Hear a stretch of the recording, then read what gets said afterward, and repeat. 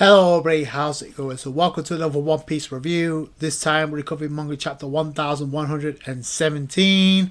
And this chapter, Oda literally puts the curiosity to bed as whether or not Oda was going to reveal anything else major about the Void Century by deading it in this chapter.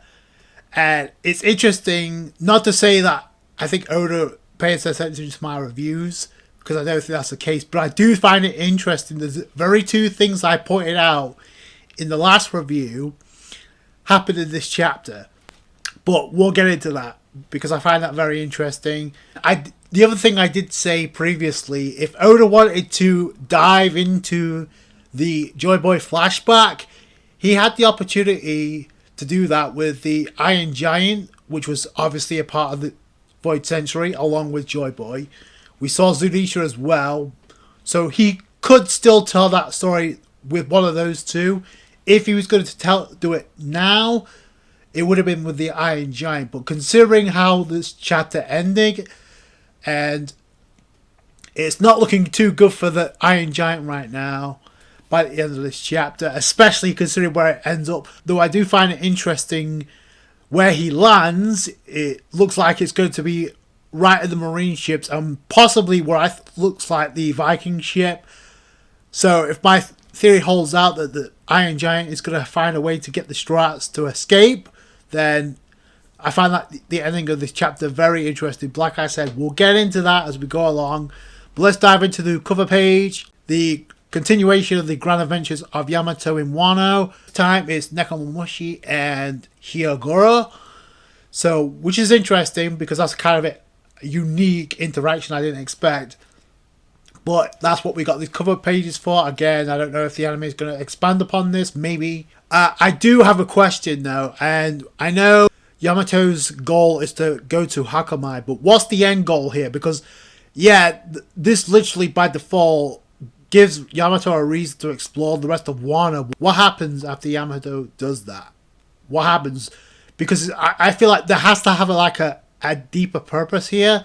Kind of like with the German 66 escape cover story from Whole Cake Island. That has to lead to somewhere, because literally a couple of chapters ago we had Judge and Caesar Clown overseeing the message that Vegapunk was like speaking to the world, realizing that he's about to die. We have to see them again, otherwise Oda wouldn't have shown them in that chapter when he did. So I feel like that has to play a role. I definitely feel like Germa's going to reappear at some point to back up Sanji. Yamato is another that I feel like is definitely going to play a role. Wano is going to play a role.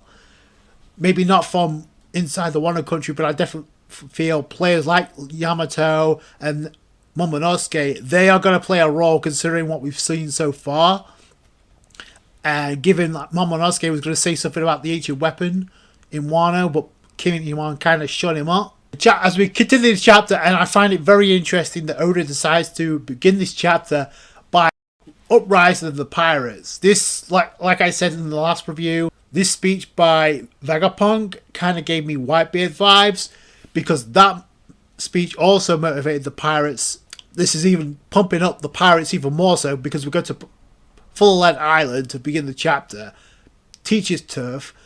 And it's like, oh, there could be a bunch of treasure down there in the ancient lands that's underwater, but that's the problem, it's underwater. And I mentioned this, it's like Oda teased that very scene of that very island, which I'll get back into it because I feel like it's connected. It could be connected to Fishman Island, because they literally got to say, oh, it's not like the world is full of cities of gold. It's 200 meters deep in the ocean, so that's no joke. So even if you have scuba diving gear, there's the risk of them there being absolutely nothing down there. But I don't buy that for a second. There has to be something that's down there, otherwise Oda wouldn't have teased it. We do see a bunch of mermaids, and that's right. And the architecture is it looks very different. But if you look at the light and the way it's coming down, it does resemble Fishman Island. So I wonder if this was connected to Fishman Island before what happened during the Void Century. I don't know. Like all the other islands were. Like, because keep in mind, Impel Down, half of it's underwater. And we also have half of Wano submerged underwater. So who's to say that it didn't end up the same way? We don't know. I do find it interesting we see a bunch of mermaids that we've only seen known come from Fishman Island. Now, I will go on to say that we did see a mermaid, Kami, the very first time in the series was before Sabi Archipelago, and she was saved by the Strawhats. And that was away from Fishman Island. So there is a possibility of these mermaids being elsewhere other than Fishman Island, doing their own thing. We have seen other fishermen outside of Fishman Island before we actually went there. Obviously, Hachi was a part of the Arlong Pirates. Arlong himself, Jinbei was a Shichibukai who was in Mbel Down, locked up. So yeah, who's to say? The pirates do go on to say, oh, maybe if we caught some mermaids to help us like a guide, which I feel like that's not done by accident. Like Oda had that scene in this chapter for a specific reason. I don't know if the Straw Hats are going there, but I don't see why Oda would like highlight this if it's not going to play a role at some point. Then we go, speaking of adventures, then we go to the Grand Line, and then we see Mont Blanc Cricket post time skip. I think this is the first time we've seen him post time skip, so that's actually really cool. They're going on an adventure, so they're looking to explore and to go to this ancient islands that got flooded, so that's pretty cool. Then we go to Navy General Hospital, and this is what I mean. Like Oda, we start the chapter with the uprising of the pirates going forward. Like the pirates are hyped up to seek to count the One Piece, but now they're just hyped up to go out and see one of these ancient islands that's underwater that could very well inhabit some kind of hint at treasure, or in my opinion, a hint at the One Piece. But we'll see. I wouldn't be surprised if there's a poneglyph or two down there. But then we go to the General Hospital, and this is where we get the hype of the Marines. It starts with the pirates, with the uprising, and then getting hyped up to like seek out what Vegapunk was saying to them, because some of them believe it, some of them are like far-fetched, some like, oh, how are we supposed to get there? But then we go to the Marines, and this is where obviously hyping up the Marines, those who's gonna like lead the next generation into the next era. Obviously Kobe and company, because the members of Sword, because we literally see them in the hospital recovering, and they're going over what's being said. And it's interesting that Kobe's like, oh, I'm gonna have to write all this down, but then Prince Groot's and Kujaku, the granddaughter of Suru, and Kobe's like comments are pretty much ironic, because he's like, things are really coming to a head, aren't they? And all we're getting right now, what in my opinion, what this chapter was set up, as well as obviously getting some major moments that's been hyped up for years, paid off in this chapter. But yeah, like a lot of things you can see right now, they're like leading up to the grand finale of the series. Like with all these reveals we're getting, it feels like set up for even something bigger. And that's what this conversation was, because Prince Groot immediately responds, yeah, it sounds like we're going to get some hard to hear answers. So that right there just confirms what I said these past reviews. Like, yeah, this is leading up to a much bigger reveal, much bigger event coming up.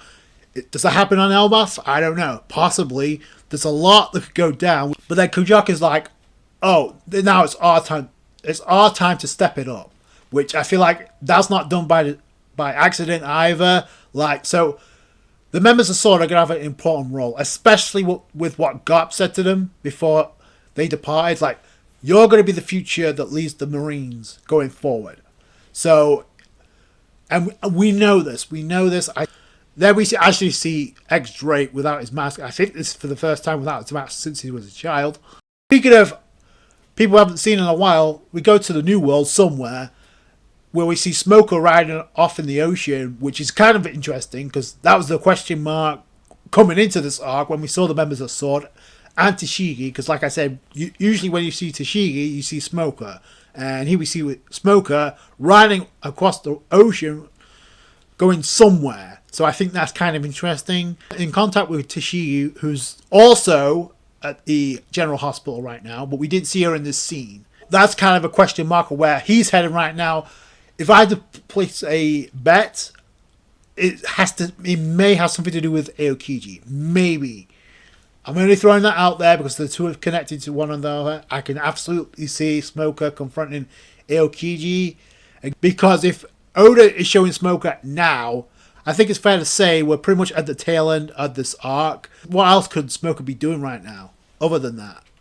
But then we go on to like Vegapunk as he's like pretty much at the tail end of his message, because he's literally about to say, I realize I've been vague on this point. However, I can't add anything else other than speculation. And that's pretty much like, okay, like I said in the last review, what turned into a message of answers also became turned into a message of questions, because he only had so much limited information. But you see, like, people are like, oh, just keep going. Like, so then we go and see Nami as she notices the barriers being lifted. So Stussy off screen is doing a job. She vowed to like undo the barrier to let the Strawhats escape. So she's doing a role. I do find it interesting we don't see Stussy in this chapter, nor do we see the Seraphim, which I also think that's going to play a role also in the escape, in the great escape for the Straw Hats, especially with how strong the Seraphim are. I feel like that's done for a reason. So, yeah, especially with one of those being a clone of Boa Hancock, I do not doubt for a second they could play a role in letting, especially Luffy, find a way to escape. Stussy is ready to sacrifice herself, but Edison said in the previous chapter, find a way to live no matter what. Find a purpose, find a way to live. And Stussy said, okay. So I don't know what's going to happen with that, but I definitely feel like somebody's staying behind to like sacrifice themselves to let the Strawhats escape. And it could be a group of people at this point. We see Usopp, Chopper, and we also see Lilf, which I'll get back to in a minute. But they know this. All the clouds have stopped stretching, but Usopp's like, don't worry, this is more than enough. We should be able to reach sea. But the problem is, there's a bunch of Marines in their way. And you also see the Viking ships, right? So, which is also being targeted by Vice Admirals at this point. But then Brooks says, I've loaded the cola barrels, so they're about ready to use Coup de Burst, which I said they probably might escape by air at this point, but there is a possibility of them diving over the Marines and speeding away, especially the way this chapter goes. Like, we see Jinbei and Zoro finally heading into the Sunny. Now, they do say they got wound up chasing a monster, and then Nami's like in contact with them. But the reason why they're chasing the monster is because it's literally heading for the Sunny right now. And it turns out to be NASJURO, one of the elders, heading right for them. So the last time we saw him, he abandoned striking Bonnie after Frankie saved her. Then he went to like slash Egghead in two, only to, in my opinion, as a plot device to like have the Seraphim and the Cypherpol agents, mostly the Seraphim, escape. And since Stussy also said, can I undo the bubble shield for Kaku?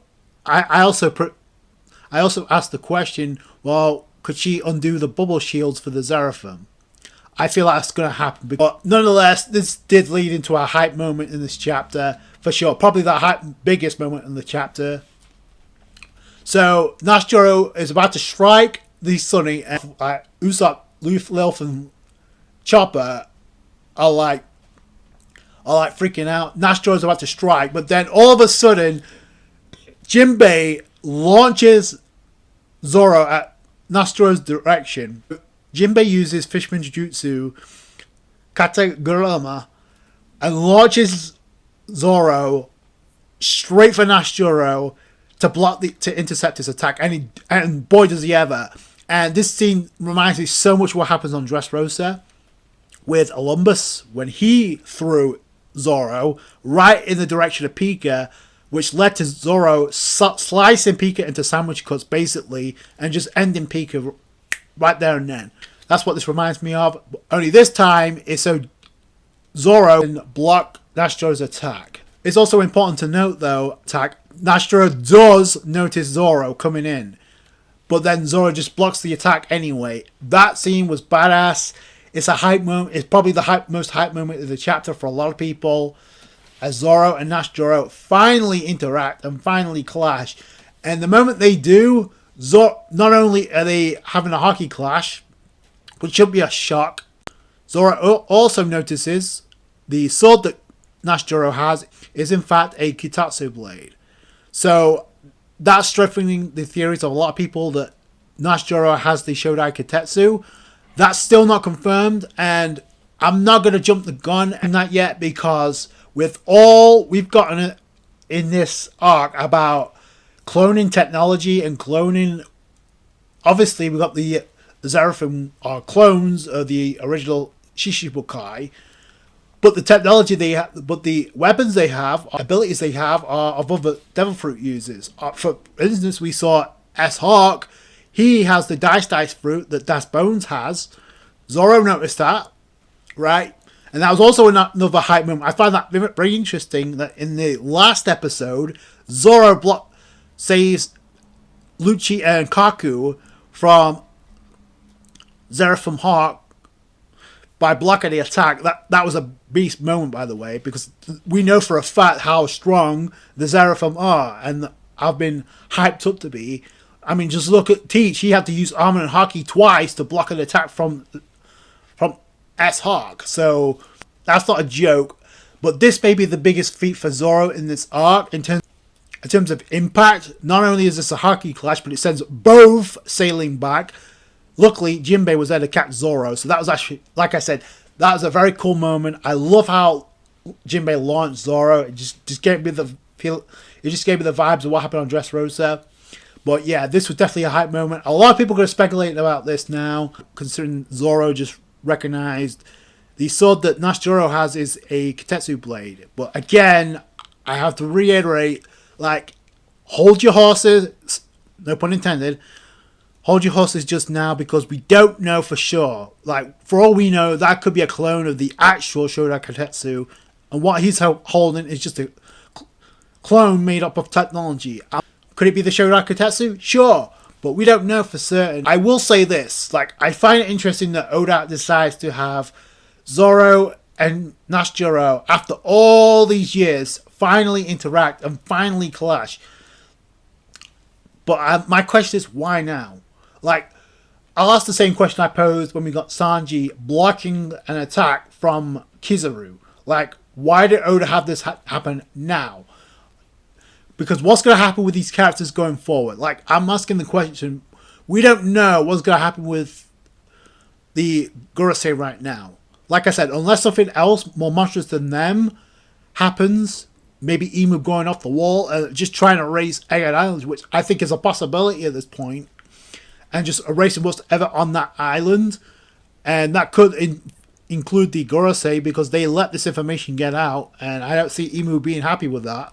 As much as I don't care that Kizaru could show up at some point to intercept in the Strawhats escape. In fact, I wouldn't be surprised, because he's been absent for months. So that's just something else to keep in mind here. Oda decides to have these two characters interact now. Like I said, this is a dream scenario that a lot of people have been thinking about for years, and now we finally get this interaction here. Definitely a hype moment for sure. But he's still, like, the thing is, like, even though he's being caught by Jinbei, it's like, just launch the ship already, we'll jump on. There's no time. But they're waiting for word, because in the next scene we have Barney's like, Luffy's still not here. We can't hold them up for much longer, and because obviously they're being attacked by Vice Admirals right now. What it looks like to me is like Sanji, Atlas, Frankie. We know Frankie saved Barney the last time we saw them. So Sanji, Atlas, Barney, and Frankie should be at the point where it looks like to me they're with the Giants right now on the Viking ship. That's what it looks like to me. So unless something changes, members of the Straw Hats are not together right now. But they ended up in the same destination anyway, so that's not too much of a consequence. It's just how they get away is the question. There's a number of scenarios that could play itself out here. So Sanji is trying to get in contact with Luffy, who's with Dory and Broggy right now. And then all of a sudden, while this is going on, like Luffy's like, yo, we're ready to set sail. Get ready, we're ready to set sail. So the fact that Luffy said that means they're both taking off immediately. So I like the fact that Oda focuses on the escape, not so much on the message that Vegapunk is giving out to the world. Because really, there's no information other than what he tries to reveal by the end, which I'll get into. But other than that, there's nothing really else for Vegapunk to reveal. Like, as far as groundbreaking that is going to happen later on, like, no. Oda's saving that for a later date. Oh, I'm glad he's focusing on the escape, because we really do need to wrap this up soon. Like that, some of the giants are holding some of the pirate ships, and you see that huge ship in the background, but then all of a sudden Vice Admiral Bluegrass fires a shot at the ship, and it looks like it, as Kashi describes it, it looks like it's being a hole. So if the ship is damaged, that's a problem. But then all of a sudden in comes Vice Admiral Doll, and this, I have to say, this was actually the second most hype moment in the entire chapter, and I like the fact that they're hyping up, they hyped up Vice Admiral Doll going for, because this is, like I said, this is like a hype moment for the Marines in this chapter, for like who's going to be lead the future of the Marines into the next era. So Vice Admiral Doll comes in, she punches the shit out of Kashi. That's no joke. So, and I love the fact she named her attack after rock and roll, because that's her theme from her design. So that's really cool. So she launches rock and roll blast and punches the shit out of Kashi, and it looks like it knocks him off the Viking ship, which is a problem. So that was no joke. So that was awesome for Vice Admiral Doll. Like, we're getting more hype moments for like Vice Admiral Doll for a reason. Like, because we got, oh wow, her ferocity sends shivers down my spine. So Oda is hyping up characters like Doll for a reason. So I feel like that could lead into what happens on Elbaf. Then we see Luffy, who's back into base. So I guess Gear 5th ran out again. But he notices that Saint Tapman, who was chasing them, is gone, and he's gone back up Saint Marcus, Saint Saturn, and obviously we find out Jupiter, and Luffy's tried to look, see what's going on here, but it's like Luffy's already said like set sail. So I feel, I'll get back to that in a second, because I feel like I've already said what Dory and Broggy are probably gonna do. It's just, which ship does Luffy board on? But boy oh boy, you want to talk beast panels, like the four elders in their zone forms, mythical zone forms, staring down the Iron Giant. They know he's hiding the transponder snail, and we see like I said, we see Saint Marcus Mars, we see Saint Topman, we see Saint Saturn, obviously, and what you also see Saint Jupiter. Now, my initial assessment, and I asked this question, like, what's going on with Jupiter? Because we did see he was alive, and you clearly see he's alive. And my train of thought was, okay, maybe Oda is doing this deliberately to make us forget about Jupiter, because he's going to come up like a literal sandworm and attack either Luffy or the Sunny or members of the Strawhats. But obviously, that's not going to be the case, because we see Jupiter here. And they're about to quadruple team the Iron Giant robot, and that thing is about to get turned into a huge giant tin can, especially with how this chapter ends. So if you were hoping for a Joy Boy flashback, like I said, doesn't look too promising unless Oda does it here and now. But even then, it's not going to change what happens on the outside. Like, we'll just get it through his perspective, nobody else's. Oda can still tell that flashback. We do have Emu, who was a part of that, I assume. So yeah, there's other ways that Oda could go about this. He doesn't have to like spring it here. But the Gorosei recognized the Iron Giant that rampaged Marajose 200 years ago. So yeah, like I said, that thing's going to get turned into a giant tin can pretty soon. So then Vegapunk says, I have my final words to impart to you scattered across the world. Those of you who carry the letter D in your name. Oh boy, this is where the Gorosei are, because I find it interesting. The very thing that Oda decides to cut the message on is this. So then we see panels of, in my opinion, members that are tied to those who have the name of D in their name. And then we see two members who have D in their name. So we see Sabo, we see Kobe, and we see Beppo. And we also see Marshall D. Teach, and we also see Monkey D. Dragon. We don't see Luffy in these panels, but he's obviously he's being addressed as well, but I find it interesting that Oda has Sabo, who's connected to Luffy and Ace, like we see here.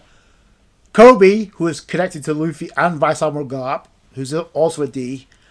And the most interesting one to me, who's also tied to a D, and that's Beppo.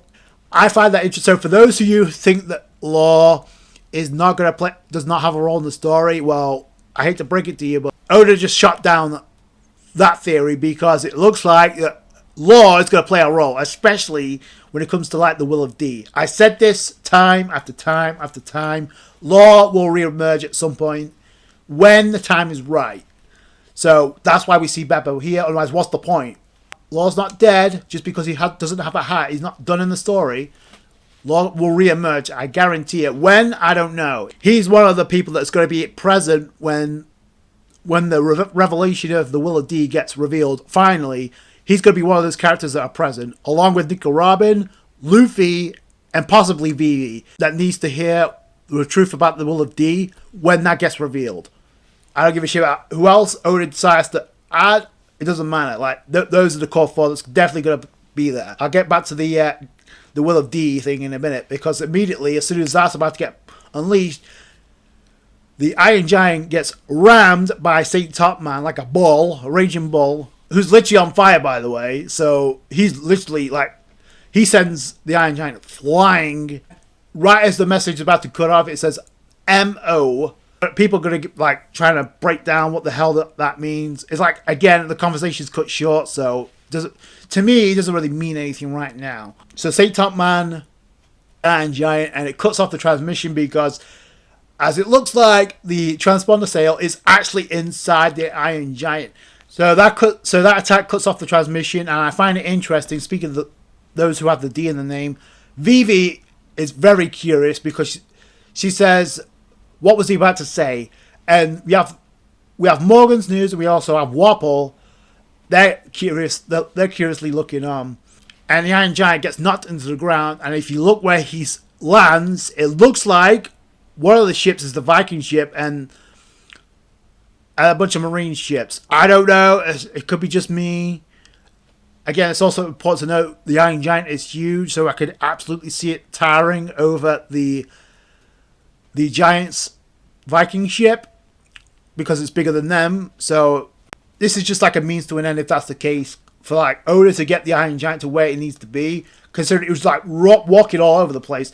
Now he's in direct line of contact when it comes to like, and this could be bad because also this could lead the Gorosei to like go right to where the Iron Giant is. So that's something else to keep in mind. Then we see York, who is in one of the labs, it looks like, and that's how the chapter ends. So the transmission is cut short, as I suspected it would be in this chapter. And I find it interesting that the very thing that Oda decides to cut the message on is what he's about to reveal about the Will of D. Like, oh no, he can't reveal anything about that. Like, I mentioned this in the last review. Up until this point, he didn't mention any word or syllable about the Will of D up until this chapter. I find that very interesting. Like I said, this is something I talked about in my last review. I also said this chapter is where the transmission, the Vegapunk's message, is going to get cut short by the Gorosei. And lo and behold, that's what we had. With Topman ramming the Iron Giant, who had the transponder snail in him all this time. But I do have the question, like, it's very interesting, like, we have Lilith on the Sunny, Atlas is with Sanji.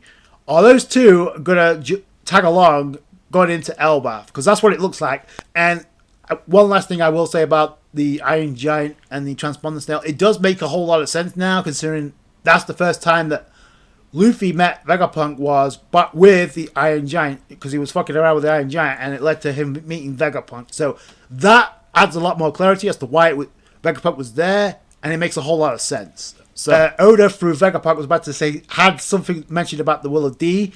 Like I said, members who are connected to those who have the letter D were shown. Like I said, Sabo, Kobe, and Beppo, and I also mentioned that previously. I find that very interesting why Beppo was shown if Law was not going to play a role here. But the two that have D in the name, Oda shown, Now Luffy could have hid this, but he didn't. He wasn't shown. Instead, what we got was Dragon and Teach shown in these panels. The only two that have the D in their name. Like, obviously we see Vivi after this, but does she know she's a D yet? That's my question. Because she was curious about this, but does she know she's... And Cobra told Sabo, get this message to Vivi. So, we don't know if that hasn't happened yet, clearly. I do find it interesting that Vivi was curious about what was about to be said. But the only two that have the D in the name that was shown in these words, Marshall D. Teach and Monkey D. Dragon. Is that Oda teasing us a potential matchup? I don't know. Something I'm going to throw out there. There is history between the two. If you remember, Jesus Burgess called up the Blackbeard Pirates when he was on Baltigo. They showed up, and then Cypherpole showed up. So there is history there. So is Oda hinting? And I'm only saying this because Oda back at Jump Festa teased that a matchup of epic proportions between two characters are finally going to collide. Now, a lot of people seem to think that's going to be Teach and Shanks, but again, a lot of people felt about this the last time Oda had a message about this, the year before, between Aokiji and Got. We got that last year, but we still don't know if that's what he was referring to, or if this is what he's referring to here. So that's still up in the air. Again, that's the only thing I can think of, but just because Oda hyped up a potential matchup, it doesn't mean that's going to be Teach versus Shanks. Is this a potential matchup that could happen? I could absolutely see that. The question I have is, does Teach need this? Since he's already been hyped up, he crushed Law. Obviously, he was about to crush Boa Hancock before Rayleigh showed up, but his bounty went up, so does he need any more hyping up going into like Elbaf or something? I hate to say that as Shanks and Teach, is that too early right now? Because we don't know. Last time we saw Shanks, he was on Elbaf. We don't know where Teach is at. This is the first time we've seen Teach since his fight with Law. We don't know if they're still in pursuit. I doubt it. And Beppo was also shown in this scene. So, again, just like how I feel like Law will reappear soon. I don't know which arc. He could tag along with Crossguild alongside Boa Hancock. It could be Oda's way of getting them to where they need to be for the next phase of the story. Because they still have a role in the story. I don't give a shit what anyone says.